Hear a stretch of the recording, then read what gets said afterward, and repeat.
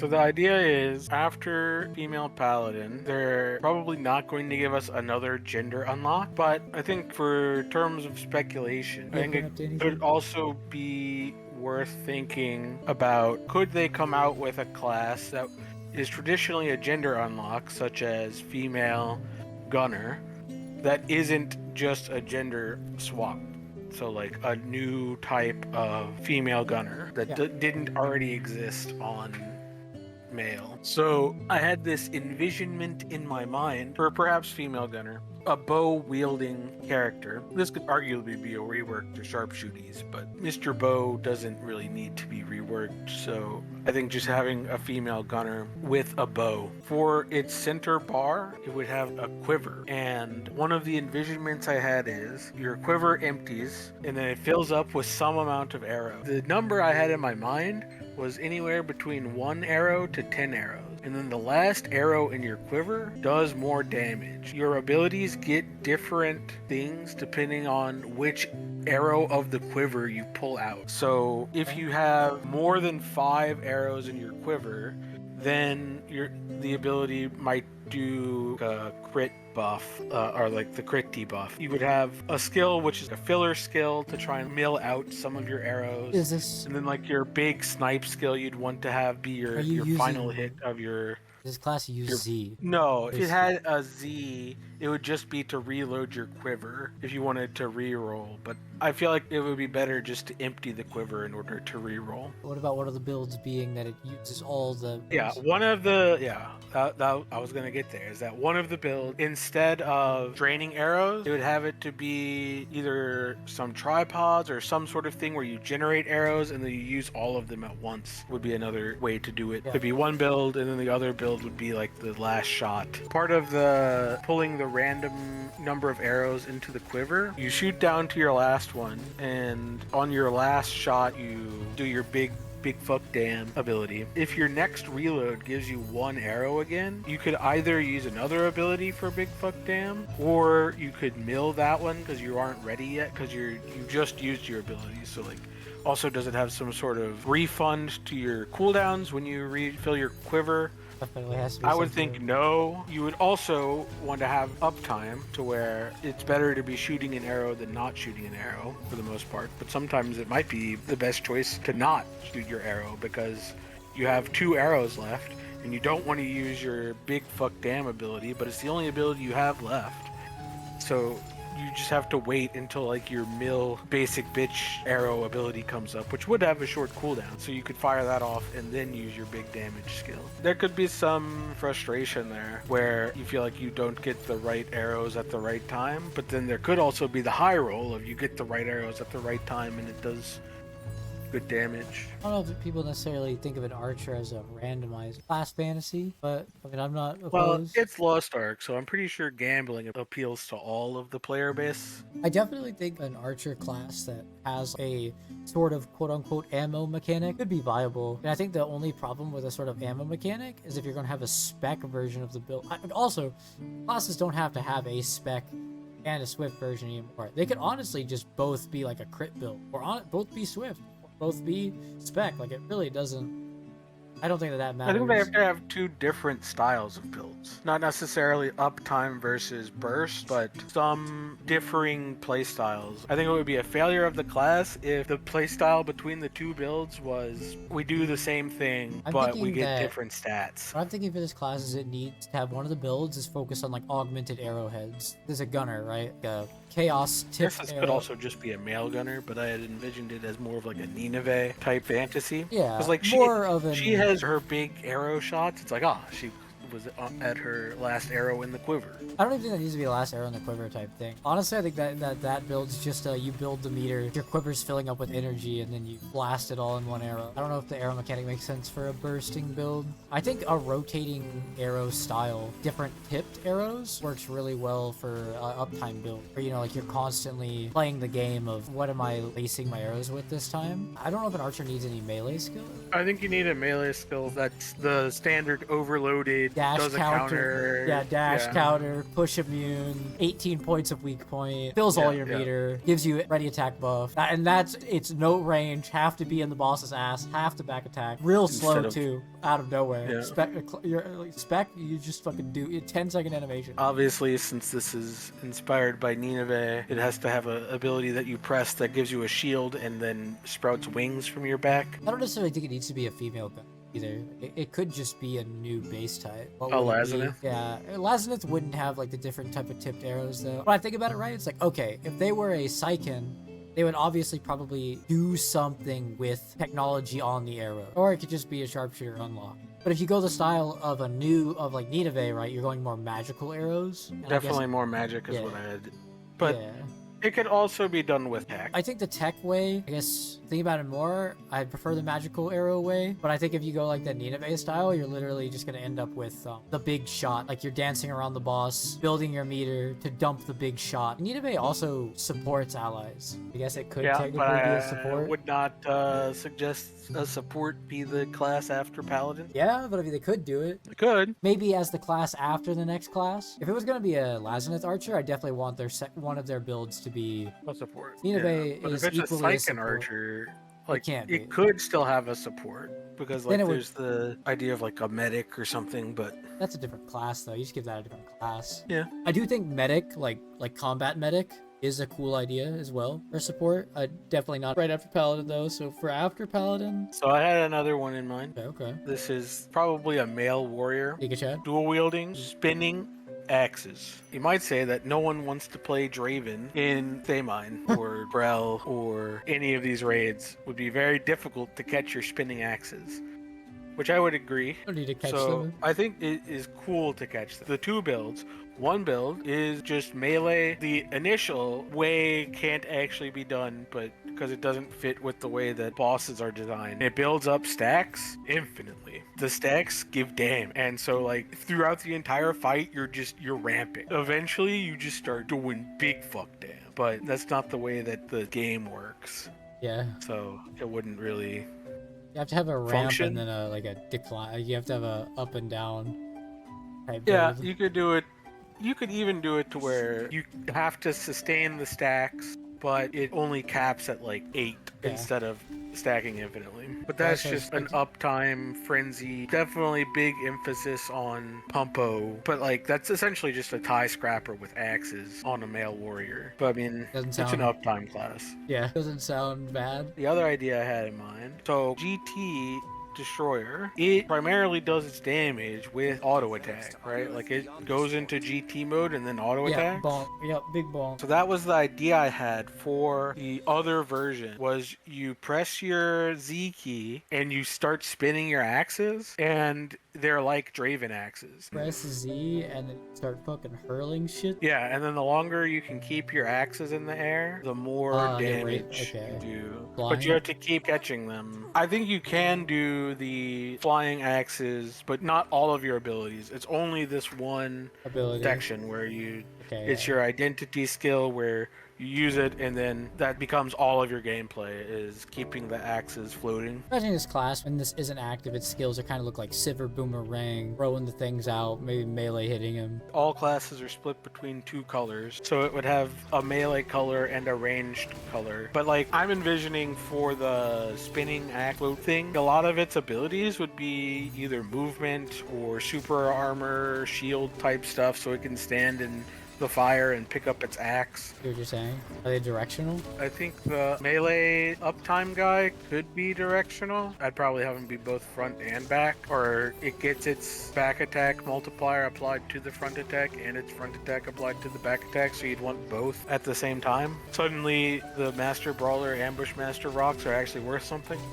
Sounds interesting enough. But you need to have a lot of fail saves, make sure the axe catching when you go burst and having to catch axes wasn't total agony. Yeah, I'm envisioning it as like all of your base abilities interact with it in some way, of like either throwing out another axe, or there definitely have to be some like play testing to figure out the exact numbers of what I think feels correct. I think we just ship it instantly. Yeah, send it in. You're right. Make them pay for it. You can beta test this after you give me an extra weapon. I almost want to say that I think when you press Z, the act, like, okay, Catching them sounds cool, but I really do think it should kind of just come back to you automatically. It feels like the one flaw with it is that it would be too punishing. Maybe like you could have it to where like one of your abilities you can do moves all of the axe falling locations to your current location. Yeah, okay. Like axe recall. Yeah. It doesn't suck the axes out of the air, but it moves where they're going to fall to wherever you currently are. And it could be a short cooldown. I'm imagining a class in my head that throws the axes out to the side and then just starts rotating giant Beyblade. But mobbing isn't really that important. I mean, unless Paradise changes that. I'm thinking about it in the context of hitting a single mob with some nod towards mostly burst windows, or towards burst windows, but also you need to be doing damage while the boss is not just standing there. My class that I want is another idea for after Paladin. It sucks because of a class I want probably would be put in as a support. I really do want like a Twilight Priest, one of the Sacrians. For female assassin? Yeah, Twilight Priest. Okay. Do they use a stick? They have a book, probably. A book? Yeah. And they just read while lounging? I'm imagining one of their forms is, you remember the guy from Antonio from Pleche who like he pulls the one half corrupted wing out? I'm imagining that's one of her abilities, like one of her forms. He balances the light and dark, but I don't really know how that doesn't just be a support build. It could just not be a support though. Can just make a character that does light shit not be a support. It's fine. Light doesn't have to support. Yeah. I think it'd be cool Not to have. all Jabalians are pacifists. I think it would be cool to have a build where they cave in to the Twilight. This is why it works as an assassin. So one part of them caves in to like the demonic chaos, and they're just constantly dishing out mid-range blasts, kind of like a demonic type shit. Yeah, kind of like that. A little bit more AOE heavy than demonic. I think that you can have some overlap between existing and new things. Thinking because like Soul Eater came out and it was basically just Reaper in terms of like aesthetics, not in terms of gameplay, but in terms of aesthetics that's Soul Eater, lore. Yeah. I'm imagining one side does that chaos shit, has to balance that form. Like I'm imagining a thing of to not go fully mad. And I'm almost imagining when their form if they let the form slip away, they take damage when they de-transform. It could be like shock / like it's I'm imagining that. I'm on my scrapper right now. Yeah, so I'm imagining that type of feel where they have to weave in some light skills to like manage the balance, right? In Scrapper, your yellow refills constantly no matter what, and you have to use abilities to generate green, ? Yeah. It could be a thing where if you have your bars above like 70%, then you take damage. Above 70%, below 30%, you're taking damage. And so you have to keep both of them balanced. You can use an ability in light side and it costs light meter, or you could use an ability in shadow side and it generates shadow meter. The abilities would have interactions where it pulls from, it costs 1 or it generates 1, and you have to choose which ability to use based off where your meter's at. To me, I'm thinking more of the chaos side is constantly draining, and the light side doesn't punish you for being more filled up. Basically, the chaos side is your resource. What if, while it was full or above, let's say 80%, you do less damage? So I was thinking that, yeah, you do more damage if the chaos side is filling up. Not like a damage penalty, but you just do more damage if the chaos side is higher, meaning that you would need to be using the other side. I don't think it should be a punishment to have a meter be too high. I think that just doesn't flow well with the game. Same way that taking damage for a form ending might be crossing the line. I think maybe it should be instead you take increased damage. That's just with the current design, right? It could shift. Yeah, you could also have it be, instead of damaging your health bar, you could have it be the penalty is doing less damage. Hit them where it really hurts. The DPS meter. Maybe this could just be one of the builds, but thematically balancing it to where you don't allow the chaos to take over, but you also don't submit yourself to the order, and like you want to keep both of them. See, I think that's in the middle path. I think that's my thing, though. I think that for this style, for the way order and chaos work in this game, having a state of full order doesn't stop chaos. I don't think it should punish you. I think it makes more interesting gameplay if it punishes you, because I think it makes for frustrating gameplay. I think in this style of build, it should be the only part that feels like a negative or an upside is balancing the chaotic side or using the chaotic side appropriately. I think the order falls to a secondary resource here, but still needed. But I mean, it could go either way. But thinking a little bit more of gameplay practicality here. Now, here's where my gameplay practicality goes out the window. The other build puts the book on their back, pulls out 2 knives, 2 kunai. This build haphazardly throws explosive light and chaos attacks. It uses illusions, like shadow, because it's where it pulls from its assassin, right? It uses the clones. It's got like shadow formed clones, light formed clones. It like places them around during combat as it's using skills. It's like echoes, and then those echo its abilities. And throughout the fight, I'm imagining it gets the ability to like change the clone. Like, okay, so think about this idea. If a clone starts out being a light clone, it can over time it slowly transitions to a shadow. And the like, other if way you around. want it to stay being a light clone, you have to like water your plants. Yeah, and this build just kind of is just dancing, right? Like it's literally just dancing on the field. I feel like you could do this with a book where you don't need the knives. You could still just be the bookage. Well, I was imagining it would place the clones with like throwing kunai out. It doesn't have to actually be its weapon, right? But it will be throwing kunai and shit around. It's basically like a ninja, but if a ninja from Sacria. Okay, it's like Naruto meets The Exorcist. Yeah. That's the second build for the Twilight Priest. Kind of just interacting with a Z-type clone. And obviously there'll probably be a tripod to switch places with it. The other build is obvious where he is and what he's doing. This build is... Infiltrator. Yeah, that's what I would love to see. I would love to see that class on Assassin. I feel like Assassin needs one more playstyle at least. I mean, the other ones I have are just ideas for how to make a gender unlock better. I don't think they should do a gender unlock right after a gender unlock. I do think that there are some people that like it feeling like the original class, so they want some of those assets and things to be there, but I think they should just a difference in what I want versus what is probably practical. Also, there's practicality in copy paste. I want there to be another fighter. Well, I got a fighter idea. Male or female? I guess female, because male is gender unlocked. It is purely, entirely, and only the weapons, which are boots. chain hooks. Okay. Chain hooks. Okay, I like. Chain I'm down, dude. Oh like, yeah, that was the nunchuck. Yeah, nunchucks or chain hooks or something like that. What does it do? That's all I got. That's literally the extent. It has 2 blades and they're connected by a chain, and then that's it. How does that? How do fighters? There's probably some sliding and flipping and spinning. Assassins and shit kind of pull from the same power pool. The fighters all do vastly different shit under the same guise of a martial artist. Yeah, like we have Soul Fist. Soul Fist is a fucking... What is that, dude? Like, honestly, they were like, oh, here's Goku. War Dancer. We got Scrapper, which is like very mechanical or like almost Psychic-esque. Scrapper is just raw earth and energy. Breaker is more of like chi kind of feeling. He breaks wind. You got the War Dancer and the Striker. War Dancer and Striker are elemental. But like for a character that uses a chain hook or nunchuck, like what kind of vibe are you giving? It's speed, yeah, right? They're like more... I don't know, maybe it would be more of like a warrior type beat, because like warrior is more of the... I mean, Glaive's all. I guess Glaive fits into... Glaive is a fighter, right? So like...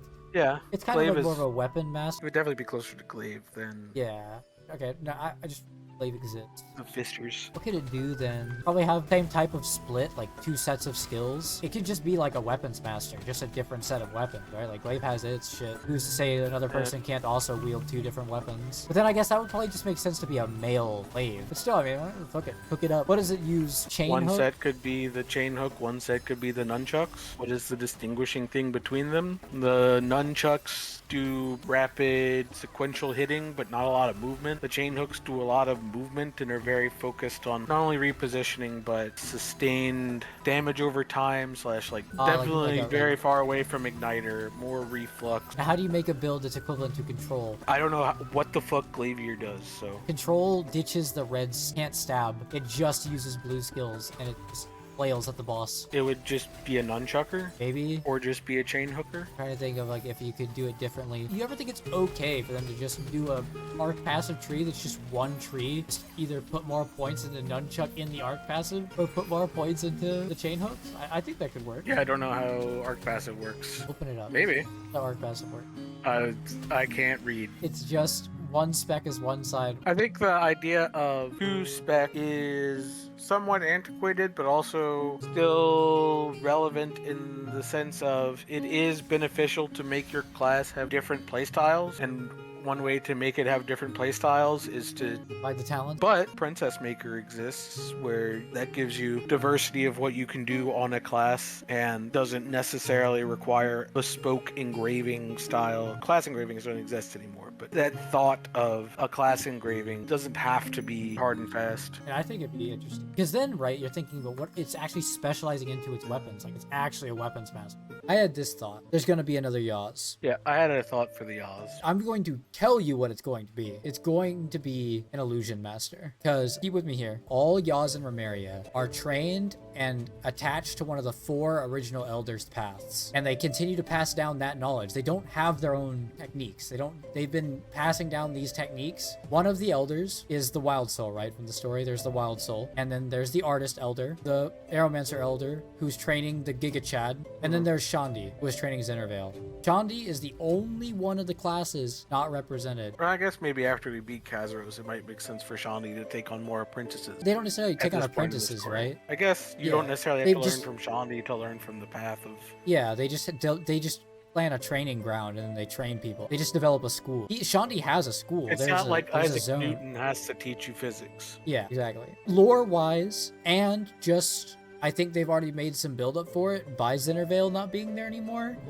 And Shandi maybe realizing that he can stand up and fight again. I think he also will realize afterward that with the world at peace, he could train an apprentice again. I think we are guaranteed getting an illusion master. And is their weapon just a stick? Annihilation is the weapon. It takes on the form of the emotions of the illusion master. So goes between... a stick. Yeah.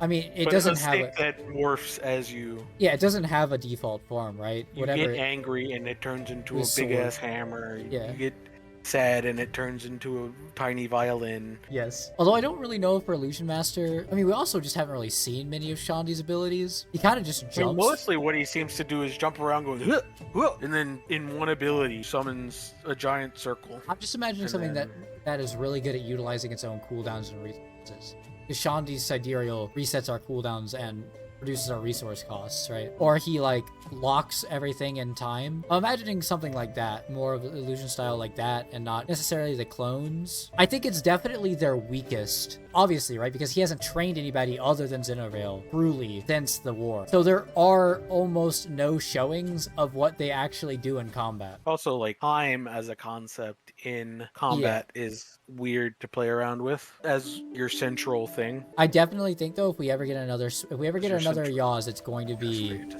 Shandi's path. Well, my idea for a Yaz, you can either prefer the name Delinquent or Hooligan, and their weapons of choice would be a yo-yo and a slingshot. I vibe with it. I'm fucking down. Do you imagine a little I can, dude. I'm for a fucking yo-yo? down. The way that in this is going to be a bad comparison FBI open up for me to do, but the lady that she really seems to like the main character, she's evil but not actually, she spins around from the ceiling. Camellia? Yeah, that one. You could see a jumping around. Yeah, 100%. Yes, yeah. And then whilst they're doing that, they have their slingshot and they're doing some pew-pew-pews. That works with illusions, kind of. Trickster. And since it has 2 items of attack, it's very easy to break down the 2 different things of one is more focused on the yo-yo, one is more focused on the slingshot. And then ideally there would be a secret third build where you have a little bit of both. Because you could have it to where you're just entirely slingshot, no yo-yo, entirely yo-yo, no slingshot, and then a little bit of both.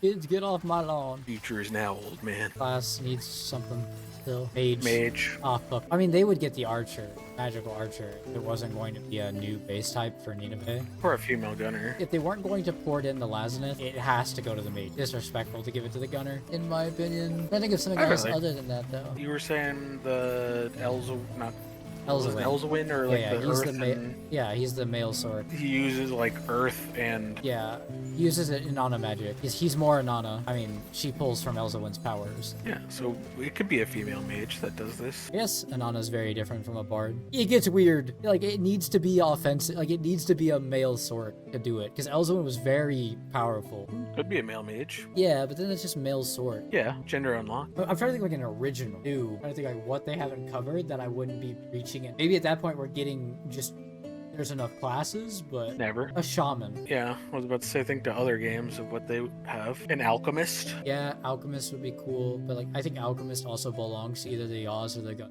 What I really think could fit, it'd be fine, have a necromancer on the mage base. I think a fallen Sylvain who's given into doing necromancy and shit would be really cool. Yeah, but they don't really like necromancers. Is Yeah, China doesn't like the necromancers. Korea doesn't like them. Very clearly designed them in the way in the game where they never be able to. They would they're never. evil. Yeah, I feel like we just need one though. Like it kind of just fills a niche. So if I don't have that for a mage, I'm trying to think. Gears are spinning. No, I really just think we're missing. Like at that point, we're missing like a warlock necro. Maybe more warlock. Maybe more of something like the Witch of Chaos. Actually, a bad guy. Something like Bro Shaza style Phantom. Oh. I just thought of it. Fuck, I thought of it the other day when I was talking with. I remember it now. Spellblade, where it like uses mostly shields. That's its whole thing. Is it maintains a close range playstyle by absorbing, like generating shields off hitting. I mean, this is also would it be a class that we don't have on a mage? Mages wouldn't do this, right? Like Chemomancer. A mage vampire.